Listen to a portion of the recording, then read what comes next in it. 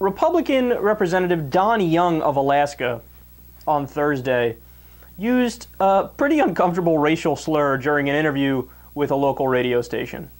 So let me play it for you and then we'll come back and discuss. I used to, my father had a ranch. We used to hire 50 to 60 wetbacks and to pick tomatoes. You know, it takes 2 people to pick the same tomatoes now. It's all done by machine. Also, 50 to 60 wetbacks. God, these guys are so massively out of touch.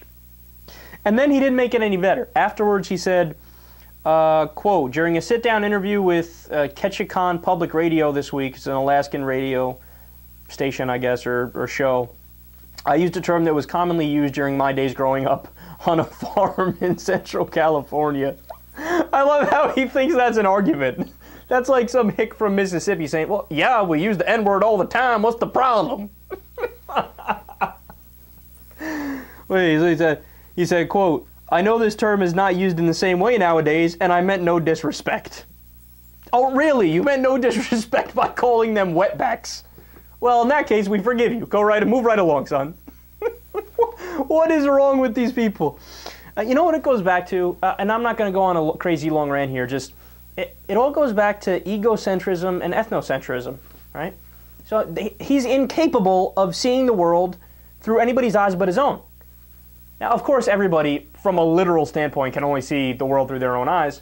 But you get what I'm saying. Like, there's an empathy factor that goes hand in hand with people more on the left side of the political spectrum. Where okay, I'm not of Hispanic origin, but I get it. I'm not going to call him a wetback. It doesn't take much for me to realize that's a horrible thing to say. God, these guys are great. Now, to be fair, right before I came on air here, I saw on my Twitter feed that he had released another statement, supposedly actually just flat out saying, I apologize. So, I guess a little bit better? Maybe? I don't know. And this guy has a history of being incredibly goofy. So I wanted to share with you some of his best moments here. He said, the same day as he said this, he's on a roll, he said, you know, oh, I got it. You know what the answer is to domestic violence? You have to drink alcohol on your own. He said, quote, watch the alcohol and drugs. You look at the relationship between violence against the loved ones you love, it is usually related to either one of those, drugs or alcohol. And I'm going to suggest for those that may be drinking together, stop it. If you want to drink by yourself, you may do it. But when you drink together, the possibility of harm becomes greater every day. I mean, that's got to be a cue into his own mind, because that's not what I feel when I get drunk.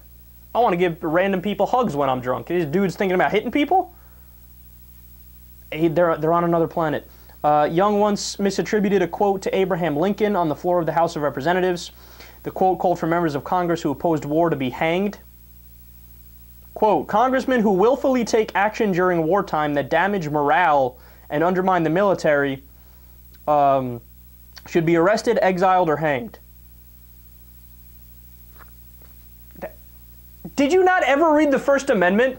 Don't you get that this country is built on the idea that you're allowed to dissent?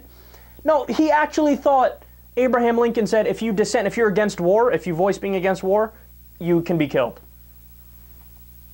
That's some shit that is worse than Stalin. What are you going to do with these guys? Oh, but it keeps getting goofier. Wait, it keeps getting goofier. He once wore a hat while questioning Interior Secretary Ken Salazar. It was, you know, those little hats that kids used to wear in like the 50s with the little propellers on the top of the head? He wore that in a congressional meeting.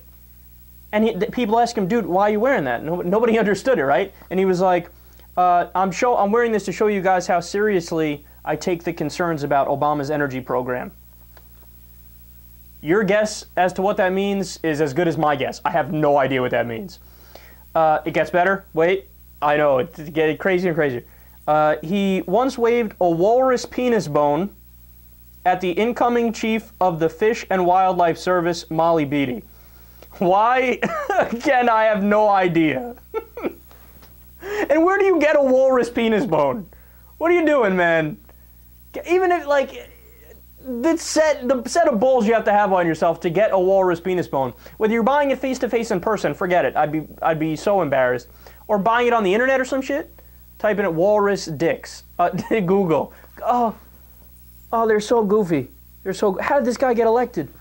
And then, of course, I say probably the best for last here about the BP oil spill. Quote, "This is not an environmental disaster." Oh, thank goodness. And I will say that again and again because it is a national phenomena. I think he meant natural. Oil has seeped into this ocean for centuries and will continue to do it. You know, as Bill Maher said, the great line, if only there was some kind of saying about how oil and water don't mix, then maybe people would realize an oil spill is a bad idea. And lastly, he was under ethics investigations for using public funds for private trips, of course, and he lobbied for the infamous bridge to nowhere.